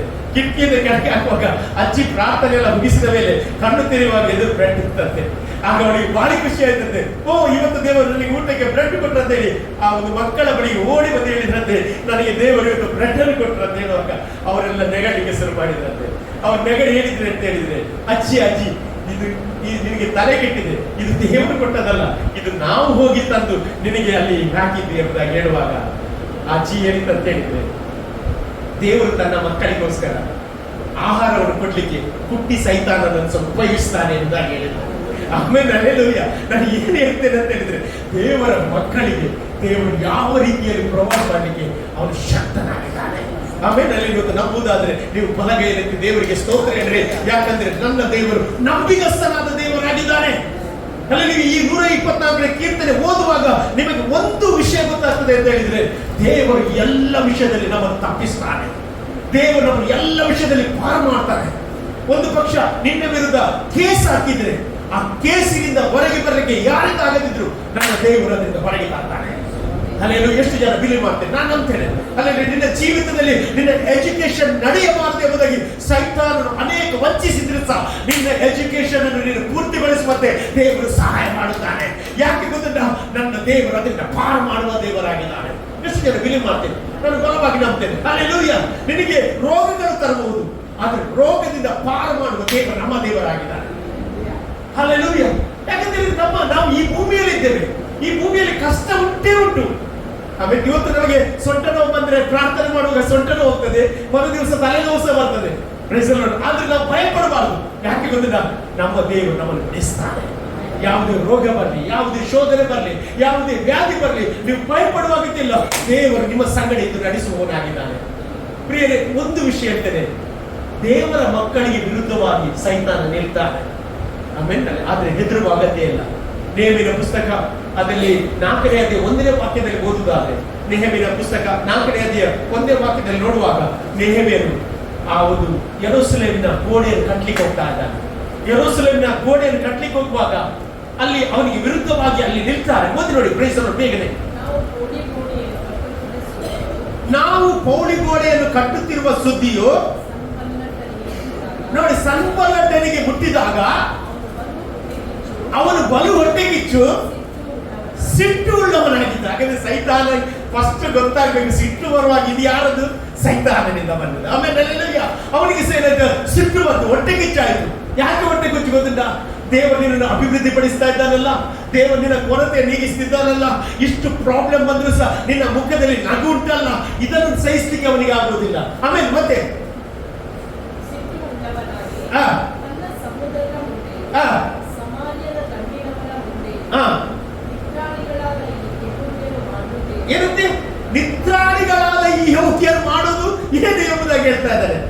ನಿತ್ರಾಣಿ ಅಂತ ಹೇಳಿದ್ರೆ ತ್ರಾಣವಿಲ್ಲದವರು, ಶಕ್ತಿ ಇಲ್ಲದವರು ಇವ್ರಿಗೆ ಮಾಡೋದೇನು?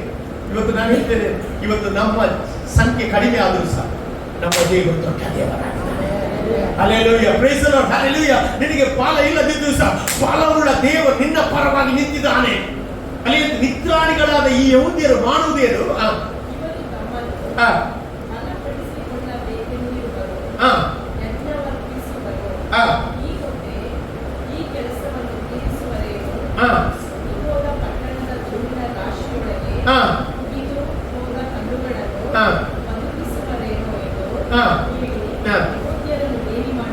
ಯಹೂದ್ಯರನ್ನೇನು ಮಾಡಿದಂತೆ? ಗೇಲಿ ಮಾಡಿದಂತೆ, ತಮಾಷೆ ಮಾಡಿದ್ರು. ಇವತ್ತು ಹಾಗೆ ನೀವು ಯಾವುದಾದ್ರೂ ದೇವರ ಕೆಲಸಕ್ಕೆ ಕೈ ಹಾಕುವಾಗ, ನೀವು ದೇವರು ನಿಮ್ಮನ್ನು ಅಭಿವೃದ್ಧಿ ಪಡಿಸುವಾಗ ನಿಮ್ಮ ಕೆಲಸಕ್ಕೆ ತಡೆ ತರ್ತಾನೆ ಸಹಿತ. ಆದ್ರೆ ಭಯಪಡುವ ಅಗತ್ಯ ಇಲ್ಲ. ದೇವರು ನಿಮ್ಮನ್ನು ಕಾಪಾಡಲಿಕ್ಕೆ ನಡೆಸ್ತಾನೆ. ದೇವರು ನಿಮ್ಮನ್ನು ಉದ್ಧರಿಸಲಿಕ್ಕೆ ಹೋಗ್ತಾ ಇದ್ದಾನೆ. ನೇಮಿಯರು ಯೆರೂಸಲೇಮಿನ ಕೋಟೆಗಳನ್ನು ಕಟ್ಟುತ್ತಿರುವಾಗ ಈ ಒಂದು ಸಂಗತಿಯಲ್ಲಿ ನಡೀತಾ ಉಂಟು. ಮತ್ತೆ ಮುಂದೆ ಓದಿ, ಅವರು ಕಟ್ಟಲಿಕ್ಕೆ ಪ್ರಾರಂಭವಾಗುವಾಗ ಏನಾಯ್ತು?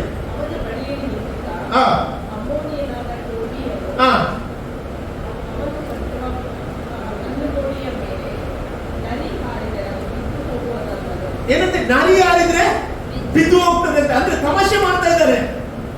ಅವರು ಕಟ್ತಾ ಇದ್ದಾರೆ, ಗೋಡೆ ಕಟ್ತಾ ಇದ್ದಾನೆ. ಅಲ್ಲಿದ್ದವರು ಅವನಿಗೆ ಗೋಡೆ ಕಟ್ಟಬಾರ್ದಂತೇಳಿ ಅವನನ್ನು ಹೀಯಾಳಿಸ್ತಾ ಇದ್ದಾರೆ. ಈ ಗೋಡೆಯ ಮೇಲೆ ನರಿ ಹೋದ್ರು ಸೇರಾಗ್ತದೆ, ಇದು ಬಿದ್ದು ಹೋಗ್ತದೆ ಎಂಬುದಾಗಿ ಹೇಳುವಾಗ ಏನಾಗಬೇಕು? ಆದ್ರೆ ಬೈಬಲ್ ಹೇಳ್ತದೆ, ಹೀಗೆ ತಮಾಷೆ ಮಾಡುವಾಗ, ಈ ಗೇಲಿ ಮಾಡುವಾಗ ಅವರು ಕಟ್ಟುವ ಕೆಲಸ ನಿಲ್ಲಿಸಲಿಲ್ಲ ಅಂತೆ.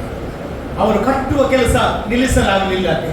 ಇವತ್ತು ನಾನು ಹೇಳ್ತೇನೆ, ನಿನ್ನ ಜೀವಿತದಲ್ಲಿ ಶತ್ರು ಏನೇ ಅವಮಾನ ತಂದ್ರು ಸಹ, ಶತ್ರು ಏನೇ ವಿರುದ್ಧವಾಗಿ ನಿಂತರು ಸಹ ನೀನು ಮುಂದೆ ಹೋಗಬೇಕೆಂಬುದಾಗಿ ದೇವರು ಬಯಸ್ತಾನೆ.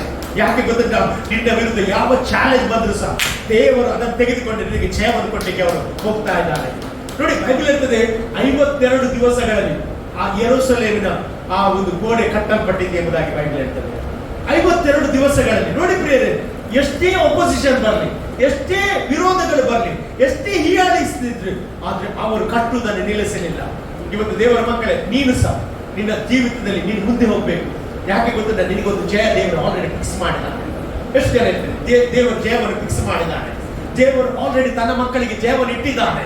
ಆದ್ರೆ ನೀವು ಹೊಂದಿಕೊಳ್ಳಿಕ್ಕೆ ಹೋಗ್ತಾ ಇದ್ರಿ, ಹೊಂದಿಕೊಳ್ಳಿಕ್ಕೆ ಹೋಗ್ತೀರಿ. ಆಗ ದೇವರು ಹೇಳ್ತಾ ಇದ್ದಾನೆ ಅಂತ ಹೇಳಿದ್ರೆ ಏನಂತ ಹೇಳಿದ್ರೆ, ಈ ಕಾರ್ಯವು ನನ್ನ ದೇವರಿಂದ ಉಂಟಾಯಿತು, ಈ ಕಾರ್ಯವು ನನ್ನ ದೇವರಿಂದ ಉಂಟಾಯಿತು. ಇದು ಶತ್ರು ಕಂಡು ಅವನ ಮನನೊಂದಿ ಅವನಿಗೆ ಗೊತ್ತಾಯ್ತೇನೆ ಅಂತ ಹೇಳಿದ್ರೆ ಇವರ ಸಂಗಡ ದೇವರಿದ್ದಾನೆ ಎಂಬುದಾಗಿ ಅವನಿಗೆ ಗೊತ್ತಾಯ್ತು. ಇವತ್ತು ನಾನು ಹೇಳ್ತೇನೆ, ನಿಮ್ಮ ಸಂಗಡ ದೇವರಿದ್ದಾನೆ ಎಂಬುದಾಗಿ ಶತ್ರುಗಳಿಗೆ ಗೊತ್ತಾಗುವಂತೆ ದೇವರು ಮಾಡುತ್ತಾನೆ. ಹಾಗಾಗಿ ಇವತ್ತು ನಾನು ಹೇಳ್ತೇನೆ, ನಿಮ್ಮ ಸಂಗಡ ಯಾರು ಇಲ್ಲದಿದ್ರು ಸಹ ಒಬ್ಬ ದೇವರಿದ್ದಾನೆ. ಅವನು ನಿಮ್ಮನ್ನು ಕಾಯುವ ದೇವರು, ಅವನು ನಿಮ್ಮನ್ನು ನಡೆಸುವ ದೇವರು, ಅವನು ನಿಮ್ಮನ್ನು ಎಲ್ಲ ಬಲೆಗಳಿಂದ ತಪ್ಪಿಸುವ ದೇವರು ಅವನಾಗಿದ್ದಾನೆ. ನೀವು ಮರಣದ ಹಾದಿಯಲ್ಲಿ ಹೋಗುವಾಗ ಆ ಮರಣದ ಕಣಿವೆಗಳಲ್ಲಿ ಅವ ತಪ್ಪಿಸುವ ದೇವರು ಅವನಾಗಿದ್ದಾನೆ. ಇವತ್ತು ಯಾವುದಕ್ಕೆ ನೀವು ಭಯಪಡ್ತಾ ಇದ್ರಿ, ಅದಕ್ಕೆ ಭಯಪಡುವ ಅಗತ್ಯ ಇಲ್ಲ. ಯಾಕಂದ್ರೆ ಕರ್ತನು ನಿಮ್ಮ ಮುಂದೆ ಹೋಗಿ ನಿಮಗೆ ಜಯವನ್ನು ಕೊಡ್ಲಿಕ್ಕೆ ಅವನು ನಮ್ಮ ಮಧ್ಯೆ ಇದ್ದಾನೆ. ನಾವೆಲ್ಲರೂ ದೇವರ ಸಮ್ಮುಖದಲ್ಲಿ ಎದ್ದು ನಿಲ್ಲುವ. ಈ ವಾಕ್ಯಕ್ಕೋಸ್ಕರ ಎಷ್ಟು ಜನ ಎಕರೆ ಆಗ್ಲಿಕ್ಕೆ ಹೋಗ್ತಾ ಇದ್ರಿ. ದೇವರೇ, ನೀನು ನನ್ನನ್ನು ಕಾಪಾಡಿದಿ, ದೇವರೇ ನೀನು ನನ್ನನ್ನು ನಡೆಸಿದಿ ಸ್ವಾಮಿ, ಅದಕ್ಕೆ ನಿನಗೆ ಸ್ತೋತ್ರ ಎಂಬುದಾಗಿ ಎಷ್ಟು ಜನ ಹೇಳಲಿಕ್ಕೆ ಇಷ್ಟಪಡ್ತೀನಿ. ಇವತ್ತು ನಿನ್ನ ಪರಿಸ್ಥಿತಿ ಏನೇ ಆಗಿದ್ರು ಸಹ ಕರ್ತನು ನೋಡುತ್ತಾ ಇದ್ದಾನೆ, ಕರ್ತನು ನೋಡುತ್ತಿದ್ದಾನೆ. ನಿನ್ನ ವಿರುದ್ಧ ಯಾರು ಪಿತೂರಿ ಮಾಡಿದ್ರು ಸಹ ನಿನಗೆ ಕಾಣದೇ ಇರಬಹುದು, ಆದರೆ ಪರಲೋಕ ಅವರನ್ನು ನೋಡಿದೆ, ಪರಲೋಕ ಅವರನ್ನು ನೋಡಿದೆ. ಅವರ ಕಾರ್ಯವನ್ನು ಮುರಿಲಿಕ್ಕೆ ಪರಲೋಕದ ದೇವರು ಇಳಿದು ಬರುತ್ತಾ ಇದ್ದಾರೆ. ಎಷ್ಟು ಜನ ನಂಬ್ತೀರಿ? ಹಾಲೆಲೂಯಾ. ಇವತ್ತು ಕರ್ತನನ್ನು ನೀವು ಹುಡುಕಿಕೊಂಡು ಬಂದಿದ್ದೀರಿ, ಕರ್ತನನ್ನು ಇವತ್ತು ನೀವು ಹಿಂಬಾಲಿಸಿಕೊಂಡು ಬಂದಿದ್ದೀರಿ. ಆದ್ದರಿಂದ ಲೋಕವು ನಿಮ್ಮ ದ್ವೇಷ ಮಾಡುತ್ತದೆ ಎಂಬುದಾಗಿ ಸತ್ಯವೇದ ಹೇಳ್ತದೆ. ಆಗ ಒಂದು ತಿಳಿದುಕೊಂಡ್ರೆ, ಯೇಸು ನನ್ನನ್ನು ಪ್ರೀತಿ ಮಾಡ್ತಾರೆ, ಯೇಸು ನನ್ನನ್ನು ಪ್ರೀತಿ ಮಾಡುತ್ತಾರೆ. ಇವತ್ತು ಯೇಸು ಪ್ರೀತಿ ಮಾಡಿದ್ರೆ ನನಗೆ ಸಾಕು ಎಂಬುದಾಗಿ ಎಷ್ಟು ಜನ ಹೇಳಲಿಕ್ಕೆ ಇಷ್ಟಪಡ್ತೀನಿ. ಲೋಕದ ಪ್ರೀತಿ ಬಿದ್ದು ಹೋಗುತ್ತದೆ ಪ್ರಿಯರೇ, ಆದರೆ ದೇವರ ಪ್ರೀತಿ ಎಂದಿಗೂ ಸಹ ಬಿದ್ದು ಹೋಗುವುದಿಲ್ಲ. ಇವತ್ತು ನೀನು ಕಲ್ಲಲ್ಪಟ್ಟ ಕಲ್ಲಾಗಿದೆಯಾ? ದೇವರು ನಿನ್ನ ಮೂಲೆಗಲ್ಲಾಗಿ ಆತನು ಮಾಡುವವನಾಗಿದ್ದಾನೆ. ನಿನ್ನ ಜೀವಿತದಲ್ಲಿ ದೇವರು ಉನ್ನತಕ್ಕೆ ಏರಿಸುವ ದೇವರಾಗಿದ್ದಾನೆ. Thank you Lord, hallelujah. ನಿನ್ನ ಪ್ರೀತಿಸುವೆನು, ನಿನ್ನ ಸೇವಿಸುವೆನು, ನಿನ್ನ ಆರಾಧಿಸುವೆನು ಯೇಸುವೇ. ಹಲ್ಲೆಲೂಯಾ. ನಿನ್ನ ಪ್ರೀತಿಸುವೆನು, ನಿನ್ನ ಸೇವಿಸುವೆನು, ನಿನ್ನ ಆರಾಧಿಸುವೆನು ಯೇಸುವೇ.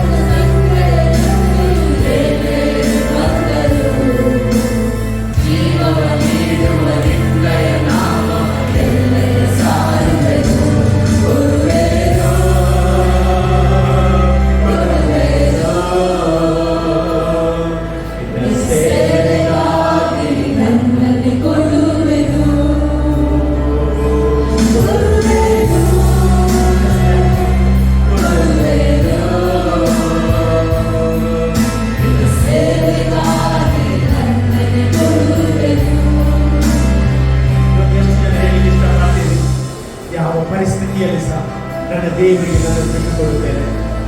ನನ್ನ ಜೀವಿತದಲ್ಲಿ ಕಷ್ಟ ಬರುವಾಗ, ನನ್ನ ಜೀವಿತದಲ್ಲಿ ಹೋರಾಟಗಳು ಬರುವಾಗ, ನನ್ನ ಶತ್ರು ನನ್ನ ಎದುರು ನಿಲ್ಲುವಾಗ ನನ್ನ ದೇವರಿಗೆ ನನ್ನನ್ನು ಬಿಟ್ಟುಕೊಡುತ್ತೇನೆ. ಯಾಕಂದ್ರೆ ಆತನೇ ನನ್ನ ಮಾರ್ಗವನ್ನು ಸರಳ ಮಾಡುವುದು. Thank you Lord. ಕರ್ತನಿಗೆ ಸ್ತೋತ್ರ. ಈ ನಿನ್ನ ಮಕ್ಕಳನ್ನು ಆಶೀರ್ವಾದ ಮಾಡುತ್ತೇನೆ ದೇವರೇ. ಇವರ ಜೀವಿತದಲ್ಲಿ ಕರ್ತನೆ ಅನೇಕರು ಯುದ್ಧಕ್ಕೆ ಬರುವಾಗ, ದೇವರೇ ಇವರು ನುಗ್ಗಿ ಬಿಡಲಿಕ್ಕೆ ಬರುವಾಗ ನೀನು ಇವರ ಪರವಾಗಿ ನಿಂತು ಜಯವನ್ನು ಕೊಟ್ಟದಕ್ಕೆ ನಿನಗೆ ಸ್ತೋತ್ರ. ಸೈತಾನದ ದೇವರೇ ಬಲೆಯನ್ನು ಹಾಕುವಾಗ ಆ ಬಲೆಯನ್ನು ಹರಿದು ನೀನು ತಪ್ಪಿಸಿದ್ದೀಯ, ಅದಕ್ಕೆ ನಿನಗೆ ಸ್ತೋತ್ರಪ್ಪ. ದೇವರಿಗೆ ಇಲ್ಲಿ ಸೇರಿ ಬಂದ ಎಲ್ಲ ಮಕ್ಕಳನ್ನು ಆಶೀರ್ವಾದ ಮಾಡು. ಇವತ್ತು ಯಾರಾದ್ರೂ ರೋಗಿಯಾಗಿ ಬಂದಿದ್ರೆ ನಿನ್ನ ಸ್ವಸ್ಥತೆಯೊಂದಿಗೆ ಇವತ್ತು ಹೋಗ್ಲಿಕ್ಕೆ ಕೃಪೆ ಕೊಡೋದಕ್ಕೆ ನಿನಗೆ ಸ್ತೋತ್ರ. ದೇವರೇ ಈಗಲೇ ನಿನ್ನ ಕರವರ ಮೇಲೆ ಇಳಿದು ಬರಲಿಕ್ಕಾಗ್ತಾನೆ. ನಿನ್ನ ಸ್ವಸ್ಥತೆ ಈಗಲೇ ಉಂಟಾಗಲಿ ಎಂಬುದಾಗಿ ನಾನು ಪ್ರಾರ್ಥನೆ ಮಾಡುತ್ತಿದ್ದೇನೆ. ಯಾರಾದ್ರೂ ಸಾಲದಲ್ಲಿ ಇರುವುದಾದ್ರೆ, ಯಾರಾದ್ರೂ ದೇವರೇ ಕಷ್ಟದಲ್ಲಿ ಅವಮಾನದಲ್ಲಿ ಇರುವುದಾದ್ರೆ ದೇವರು ನಿನ್ನ ಕರ ಅವರಿಗೋಸ್ಕರ ಚಲಿಸಲಿಕ್ಕಾಗ್ತಾನೆ. ಯಾರು ಹಾಗೆ ಹೋಗಬಾರ್ದು ಕರ್ತನೆ. ನೀನು ಅವರಿಗೋಸ್ಕರ ಮುದ್ದಾಗಿ ಹೋಗಿ ಮಾರ್ಗವನ್ನು ತೆರೆಯಬೇಕಾಗಿ ನಿಮ್ಮಲ್ಲಿ ಪ್ರಾರ್ಥನೆ ಬೇಕಾಗ್ತಾನೆ. ಯಾರಾದ್ರೂ ಶೋಧನೆಯಲ್ಲಿ ಇದರಲ್ಲಿ ಹೋಗುವುದಾದ್ರೆ ನೀನು ಅವರಿಗೆ ಸಹಿಸಬಹುದಾದ ಶೋಧನೆ ಬರುವುದು ಬೇರೆ ಕೊಡುವುದಿಲ್ಲ ಅಂತ ವಾಕ್ಯ ಹೇಳಿದ ಪ್ರಕಾರ ದೇವರೇ ಅವರನ್ನು ಎಲ್ಲ ವಿಷಯದಲ್ಲಿ ನೀನು ಪಾರ ಮಾಡಿಸುವ ಮುಂದಿನ ದಿವಸ ದೊಡ್ಡ ಸಾಕ್ಷಿ ಕೇಳುವಂತೆ ಮಾಡುತ್ತಾರೆ. ಎಲ್ಲವನ್ನು ನಿಮ್ಮ ಕರಗಳಿಗೆ ಒಪ್ಪಿಸಿ ಪ್ರಾರ್ಥನೆ ಮಾಡ್ತಾರೆ. ಮಹಿಮೆ ನಿನಗೆ ಯೇಸುವಿನ ನಾಮದಲ್ಲಿ ಬೇಡುತ್ತೇನೆ ತಂದೆಯೇ, ಆಮೆನ್. ಆ ಹಾಲಿನ ಜೊತೆಗೆ ಅತಿ ಆಶೀರ್ವಾದ ಪಡೆದುಕೊಳ್ಳಿ.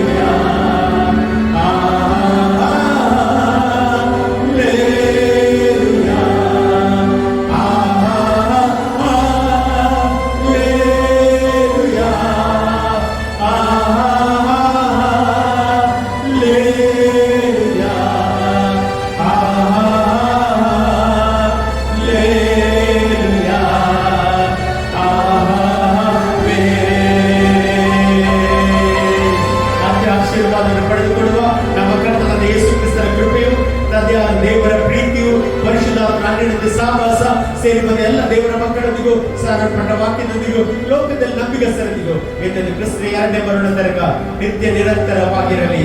ಆಮೆನ್. ಜಯಗೊಂಡ ದೇವರಿಗೆ 3 ಬಾರಿ ಹಲ್ಲೆಲೂಯಾ ಹೇಳುವ. Hallelujah, hallelujah, hallelujah. ದೇವರನ್ನು ಆಶೀರ್ವದಿಸಲಿ. God bless you.